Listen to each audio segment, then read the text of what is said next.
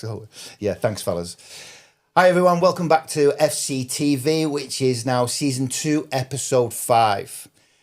Great to see you all again. It's been a few weeks since I've seen you, so I just want a bit thank you to Al, who hosted Episode 3, and Episode 4 that was hosted by 𝗀𝗧. At the time was International Women's Week, so big thank you for those two, and those episodes went out and were brilliant, so to speak. So, but I'm back in the hot seat today. Like I said, it's Episode 5, so if I'm a little bit rusty, I apologise now. But we've got two great guests with us today. One familiar face in first team manager Mike Smith, and a new guy to the studios, turned into a big fan favourite, midfield maestro, Tom McManara. Welcome to you both. It's Steve. A bit more enthusiasm would be nice. So I know you're a bit nervous, but not as nervous as I am. So listen, it's been a while since we spoke. So this episode's really about wrapping up the season, really. So we're not going to go into great depth of analysis about which game, how that went, etc. Today is all about reflecting on the positives, some of the low points we've had of the season, and getting to know a little bit behind the scenes, what happens in the changing rooms. We'll try and dig into particularly Tom's mind about spilling some beans on some of the players as well. So I know the media team has started to expose some of the players, but this is about getting some facts on the table, and McManara's going to spill all the beans for us. So I will, yeah. You will do as well, yeah. So yes, it's just about wrapping up. But before we do that, I'm going to, a lot of the topic's going to be about the men's side of things a little bit. 𝗀𝗧 couldn't make it tonight, but it's important that we do mention 𝗀𝗧 and her team. They've had a phenomenal season, gaining promotion as league champions from the Central Division, going into step 4 next season, which is a phenomenal achievement in itself. But that then came on the back of a fantastic win in the County Cup, which is, this club's always been quite famous for in winning those in the past, first team and reserves. So for us to come away and go to the county ground and take away a 3-1 win, which most people thought we were going to get rolled over by Wigan Athletic. I think the rumours were going round. I even spoke to a spectator a few days prior to the game who came to watch first team game actually and was talking about the women's, and they thought they weren't even going to buy a ticket to the game because they thought it was just going to be a walkover for Wigan. And yes, they did take the lead, but fair play to the ladies. They took the grip of the game and come out with deservable 3-1 winners to take the shield. So a huge congratulations to them, what is a double. We thought it all ended there, and then the ladies decided to kick on even more and now reach the League Cup, Macron Cup final. So yes, huge congratulations. It wouldn't be fair to even mention, because 𝗀𝗧's not here, that we wouldn't mention them. So big congratulations from everybody at the club on that achievement. Just one quick thing as well, before we dive into the guys here. I have to have a strong mention to Barry Pope as well, who's been a guest on here. But Baz Pope has been with us since day one. He brought the tots up from, when they were under 5s, under 6s, and he's took that team all the way through to the under 18s. And they've just reached the cup final. They lost the cup final on Sunday, 3-0 against Holton Hornets, I think they were called. But what a phenomenal season that he's had. But it's compounded by the fact that he's been with us so many years and that team's been consistently going through all the time. So under 18s is a difficult age group because a lot of the lads will split off and go to university, etc. So I just want to give him a quick tip hat to Baz Pope. He's been phenomenal, and you think he could just walk away from the club now, but he's not doing that. He's going to step back and look after the under 6s as well, so he's going to start again. So if his wife is watching, he is going to go missing for another 15 years. So I apologise for that in end. So, but anyway, let's get back into the nitty-gritty stuff. So, gents, it's been a topsy-turvy season. Some great highs, a couple of lows along the way. But I think we'll start with you, Mike, first. Just a brief overlay of what you thought, how the season's gone, etc. And then we can get into nitty-gritties if we need to. I think, 8th place finish. Again, it's the same position as last season. We've eclipsed the point total of last season with 78 points to last year's 71. Yeah. I think all in all, where we are as a club, I think we've got to be pleased with that finish. Absolutely. We've had some superb results along the way, and I've said to the lads a couple of times that we didn't miss out on playoffs because of a couple of results that didn't go for us over the last few weeks. We've probably there's games where Tom would agree that we've probably let ourselves down in games where we've turned up expecting to probably win the games, and or we've come up against teams where they've had a man sent off and we've not capitalised on it. It's all those little games where you're expecting to win that we've let ourselves down in. But all in all, I think we can be pleased with the result, and it puts us in a good position now to be able to kick on again for the next season. Absolutely. I mean, I think people a lot forget as well, this is only our second season in the Prem, and to finish the 2 seasons in 8th position, but improve that little bit on the points it's a huge platform. And we know how everyone's ambitious at the club, and you're no different to everyone else. But we can use that as a great platform for next season now. And but you're right, there's been some great performances. I mean, for me personally, some of the games that stand out, I thought we were outstanding at LR and managed to come away on the loss, but we were outstanding that day. And then there's been some other games you're thinking, we should have won that. Do you know what I mean? And it's a little bit frustrating, but that's part and parcel of the game, and that's the sport itself. I think we've established ourselves as well pretty quickly as one of the top sides in the division. So no matter who we come up against, we've got to get used to the fact that we're a scalp for teams as well. There's teams that come up and sort of just linger around the bottom end of the table, but we've come up, and last season we found ourselves in the playoffs up until January. This season we found ourselves in and around the playoffs until beginning of March.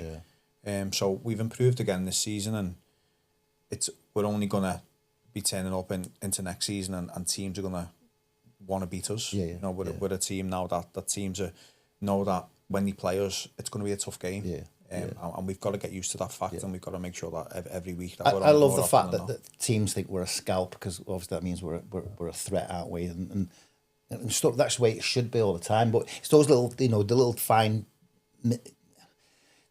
moments in the season when you think, if it's like, for example, I know you referred to it, on a message we had privately a few days ago about the likes of losing Josh Briggs, and losing Scarbs, where they were just starting to, real make an influence in the team, and then they were snatched away from us a little bit. And those are the moments like that sometimes your season's defined on, isn't it? It is.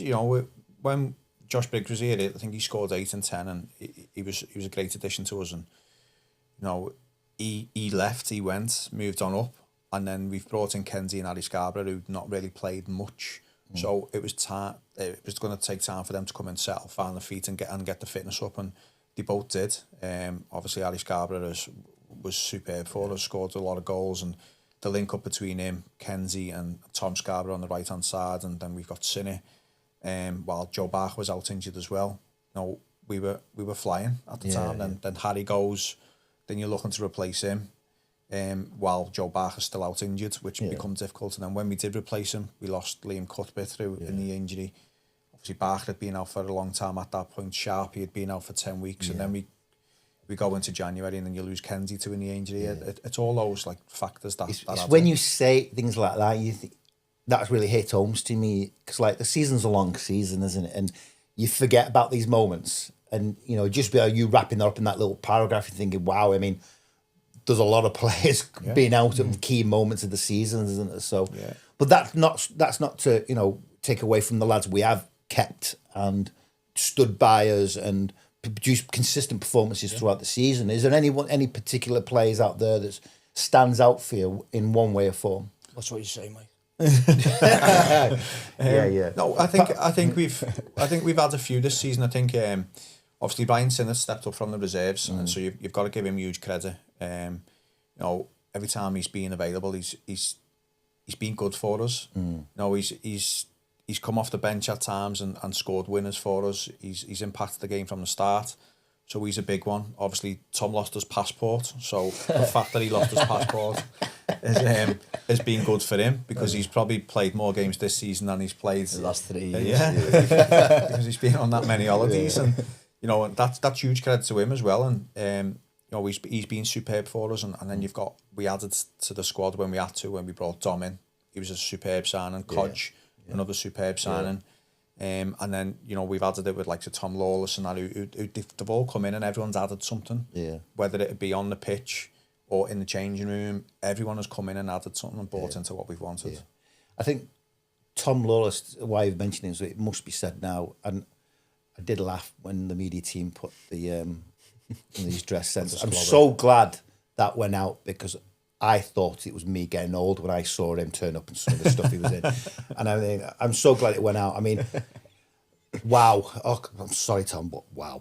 So, I mean, what type of influence does someone like Tom bring to the team then? Tom, what kind of does he think? Because I don't really know. I've spoke a few words to him and stuff, but I don't really know him. What's he like? Yeah, he's a good lad, first and foremost. He make sure you don't wear the club that he wears. That's what he brings to the party. But yeah, he's a good lad for having the changes. And obviously a good lad on the pitch as well. Yeah, he's been a big sign since he's come in. Yeah. Chipped in with a few goals. Probably not been the most ideal time for him to come to a new side when we couldn't really have put a foot wrong. Yeah. We were trying different things, different games against different opposition.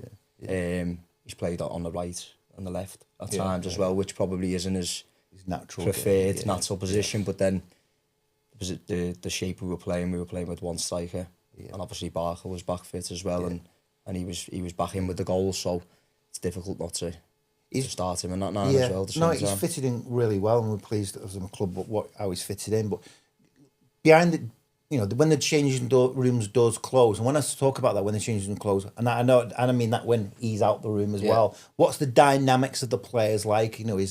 Is the camaraderie good? Is there anyone? Do you want to spill the beans about that the gaffer should know about? It's boss, and he'll know everything anyway. To be fair, no, we have a good laugh. It's a good group. Everyone just takes the piss out of each other. Yeah, excuse me if I'm not allowed to say that. No, you can say it. They take the piss out of each other.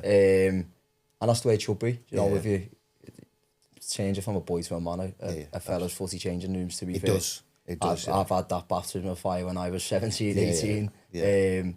But yeah, it does. Like I say, even when he's in the room, if someone wants to take the piss out of Mike, they will anyway. We do. But yeah, it's a good group. It's a good laugh. We have it quite relaxed, don't we, in terms of, we have our serious time when it comes to training and when it comes to you going out to warm up. And when I'm giving team talks and that, we have that serious time, but we also know that we have a time where we'll all laugh and joke and we get on, and we're mates, and we have a lot of young lads, and every time we bring someone new into the squad, as soon as they come in the changing rooms and I speak, I always introduce them first and say to everyone, make sure you make them feel welcome, get to know them as soon as you get out there. And it always happens. We've had some young lads that have come in this season, like 𝗀𝗏, and they come in and it's like they've been there with us, and he's 17 years. Well, he was 17 when he first come in, and he just come in and straight away he pulls his copers out and his big shinnies with his shin guards on, and was refusing to wear cut socks.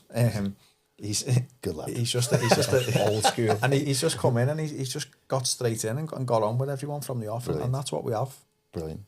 And looking back to some of the key moments for the key games, you should say, over the season, is there anything that particularly stands out for you this season? I said it to James on the media. I think my highlight, probably as a group, is the 𝗦𝘁 away. Right. I thought that was against the opposition. Obviously, they've won the league. Yes. The players they've got, resources they've got. Yeah. I thought that was probably our most complete performance this year. First half, we done really well. I don't know what score it was, to be fair. Was it 4-1? No, sorry, at half time. Sorry. 1 or 2-0. Was it 1-0? Was it 1-0? Yeah. I can't remember off the top of So obviously away from home against them. Yeah. Tides can change like that, can't they? They get back into it. I think they were definitely a bit shell-shocked from that result a little bit. We scored again. I think we scored another 2 in the next 10 minutes of the second half. Yeah. Which in previous weeks against kind of, as you would say, lesser opposition. Yeah. We've been in front at half time and come out and conceded, and then being on the back of what you would call a not so good result. Yeah. Whereas against them we've kicked on and would it be fair to say that was your favourite for you personally? Is there any performance that stands out for you personally? Well, I scored there, to be fair. Yeah, so I would say what probably was, to be fair, because 4-1's a great result anyway, isn't it? Yeah. Going there, I think it was bouncing down originally. I think it was probably at that stage when every game was touch and go, whether it's going to be on. And midweek, I think Codger's first game, so a couple of new lads in and around. Just come back from Isle of Man. Yeah, we just come back from the Isle of Man as well. We did, And I think we were thin on the ground in and around that time as well. I'd say that was probably my own one as well. Brilliant. 𝗬𝗪 scored a screamer as well, so I didn't mind that one. Was it a screamer? It was. I'll show it, send you the video, Stu. Yeah, it was, yeah. We'll look at the definition of what a screamer is. But what about yourself, Mike? Is anything, one game stands out for you at all? I think there's a couple for different reasons. I think obviously the Wythenshawe one was a massive one. It was a superb result, but I think it's the performance which probably showed how together we were was probably Glossop away. Right, okay. We've gone there. They've won 5 on the bounce. Obviously, new manager in. They'd won 5 on the bounce. The traffic that we were stuck in on the way there. Obviously, kicking off at 8:15. We've got there at 7:30. We've had to kick off delay for 5 minutes or so, and we've gone out there, not really started well because we'd not really warmed up. We've conceded within 20 minutes, I think it was, we just hadn't got to grips with the game, and then as soon as we got to grips with the game, from 25 minutes onwards, I thought we were superb. The stick that we were getting. Yeah, I remember being behind the dugout that day, and it was great. To be honest. Yeah, it's getting screamed at. Yeah. All sorts. Yeah. Obviously, can't really repeat what was getting screamed at us, but we've scored late, haven't we? We've scored late to go 2-1 up, and then we've wrapped it up with a third in the 90 odd minutes, weren't it? And Kenzie scored 2, and I think that was a great performance. And the changing room after that, the wall nearly fell down, didn't it? Really, it was bouncing in there. I do recall the chairman, when you were inside doing this celebration, eyeballing me, thinking, if anything goes wrong, I'm going to get the bill for this. Because I fear one day that will happen. Was bouncing like proper bouncing. Yeah, it was. There will be one day where a light fitting will fall off the building, and I'll get the bill for it. But it's one of those things. I thought another one as well, for another great performance, was Cheadle away. Right. When we beat them 3-0. I thought from minute 1 that day, we were outstanding. We were dominant. The goals that we scored that day as well were superb. Yeah. 2 superb team goals. And 𝗬𝗪 as well, he scored an hat-trick, hasn't he? But then his left foot volley from about 45 yards out where he's lobbed the keeper. Yeah. Again, I thought that day we were absolutely outstanding. But you've got to look at that Wythenshawe performance and say that was probably our best performance. Brilliant. I suppose we need to start to look to the future a little bit. And, we've got, whilst we want the lads and everyone around the club to take a breather and take stock of what we've done in the last season, everyone needs a little bit of an eye on the next season already. Just sum up what your aspirations are about next season, and what you want to achieve personally from that. I think we want to make sure that we're nailed on at least for playoffs. I think we've done well for 2 seasons on the bounce now. Obviously, we want to go into next season, and we want to be better. I think we've dropped points this season against teams, as I said before, that we've got to be beaten and taken advantage of. I think we've been pretty thin on the ground, where we've been in a position where we've not really been able to replace players, so we've been stuck with bare bones. Yeah. Lads have been playing through injury for us over the last 7 weeks of the season, weren't they? 7-8 weeks of the season. We've been pretty depleted. So we've got to make sure that we go into next season maybe a little bit more squad depth and go and try and really kick on. We've let ourselves down in games, but we've also been done in games as well by decisions against us. Yeah. And you look back on them and you think, obviously the Exton Villa one, it's a nailed on penalty. Then you go to West Didsbury where we've 96 minutes. I have to interject there. I mean, as a manager, you can still get in trouble with things like this, but as a chairman, I couldn't give a to be quite honest. I think the standard of refereeing this season has been absolutely abysmal. It is really abysmal, and it worries me for the future game, really. And I honestly don't care if anyone's out there listening to it is a referee. I think the standards have been shocking. And that does worry me a little bit, and we try to challenge these referees at the end of it. And I know you've alluded in previous episodes, it's all right if a referee has a bad game as long as they're approachable at the end of it. And it's when those ones that have had a bad game, they don't think they've had a bad game, and they're not prepared to talk about it at the end of the day. And that's what sets a lot of anger going on with them. But let's hope the FA kind of address this a little bit and react on the feedback that we as a club give them every week. Yeah, Do you know what I mean? breath. Yeah. When No, I get that.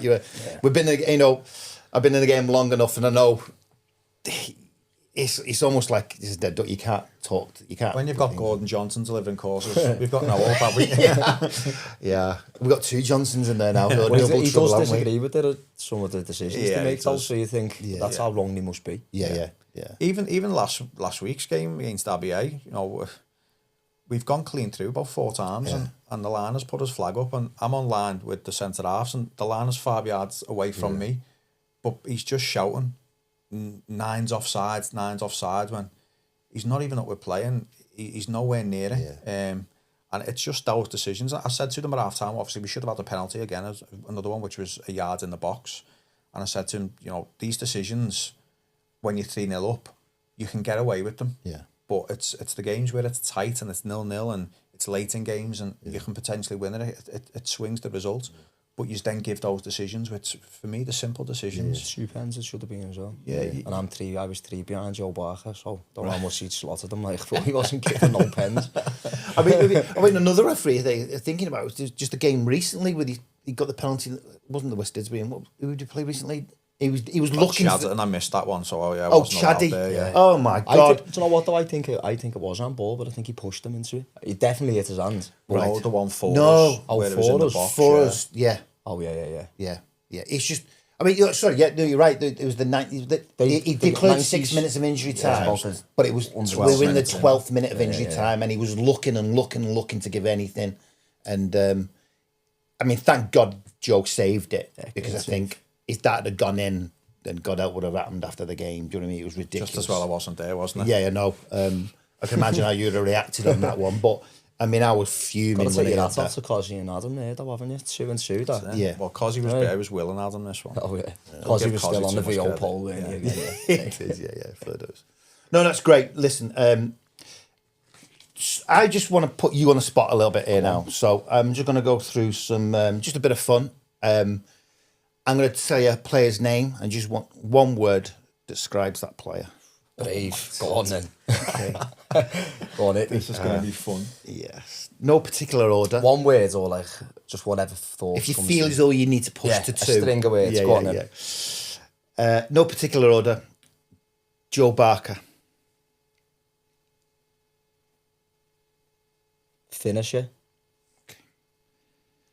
Not all of these will be in football terms, but I thought it'd be that's nice fine. to him, That's fine. Yeah. No, if it gives us an insight into that player's mind, that's fine. Liam Cuthbert. Bell end. Harry Agan. Skipper. That was probably a bit safe, that, but it was all Yeah, the that's think of a good one. Chris Hill. Tank. Michael Obeto. Scary. Ethan Jones. Hung. Hung. You're asking about the changes, aren't you? So I'll give you an insight. Wow. He'd be sweating over that as well. He'd be sweating over that. Joe Mason. Moaning bastard. Tom McNamara. Heavy. Ryan Sinnott. Rapid. Owen Cleage. Oh, Codge. Codge. Oh, 𝗁𝗂𝗃. Yeah, oh, sorry. yeah. 𝗁𝗂𝗃, consistent. Needs to be a bit more creative here, don't I, instead of being that nice. Dom up. Dom up, yeah. Bread bin, Ed. Bread bin. Well, Ed like a bread bin, hasn't he? Never thought of it that way before. That's what Or a double baked toaster. Proper big I'm head. sure this graphic will fall onto his picture. Oh, you've got to, yeah, you've got to. The double-headed toaster. Who else have I missed? Tom Lawless. Bad clobber. Bad club. John Dunlop. Clobber. John Dunlop.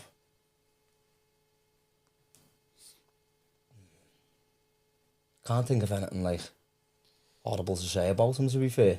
It's just quality. Yeah, he's good. I know you'll have someone good about. He's sharpy. 𝗫𝗵𝗄𝗃. We saved the best one to last, shall we? 40-year-old. The lads don't know what that means. I don't want to know. To be fair, No, it's not rude. It's not rude, but they'll watch it and know. So you're not going to spill the beans on that one then? No, it was just a bit of back and two between that- him is and that- Adam, it was. Oh, right, okay. Yeah. Right, okay, fair enough. Right, thank you for that. I don't think we've messed anything significantly out, have we? I don't think If so. we have, tough shit. Only the gaffer, but I might not get on the team. That is a bloody good point. Let's bring that into the manager. I like that. Well done. Adam.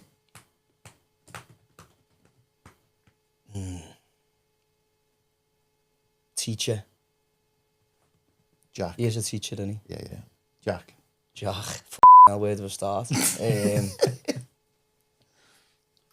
Eddie. Okay. Will.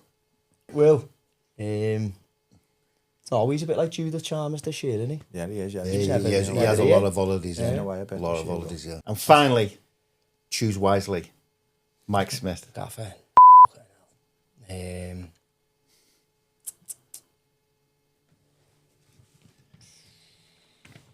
So what do I go with here, eh? I'm not asking you what to go with, but it's going on the internet, this, at stage, you know what I mean? Yeah. We have got a tape running, so we haven't got all day. Yeah, I'll just go safe then, just say he's not a bellend. I thought you were going to say safe, but you were finishing by saying Bellend. No. Right. I just can't think of nothing, you know what I mean? So I'll just Fair go enough. with that. You'll Fair all enough. agree anyway, won't you? Yeah, fair enough. No, brilliant. Thank you for that. Hope it give everyone out there a little bit of an insight of how Tom Mind works. So anyway, listen, thank you, gents. Appreciate that. I think it's been a fantastic season. And I really believe that the group of players we've got, with a few added qualities, as you mentioned, we can really kick on for playoffs next season. So congratulations to you all. 15th of May is the open age presentation evening. Get along, spend some time with the players. But yeah, brilliant season. Thank you for joining us. I just want to wrap up this particular episode by thanking you, everyone listening so far. We're not quite finished. As I said, we've got episode 6 due out in a couple of weeks' time.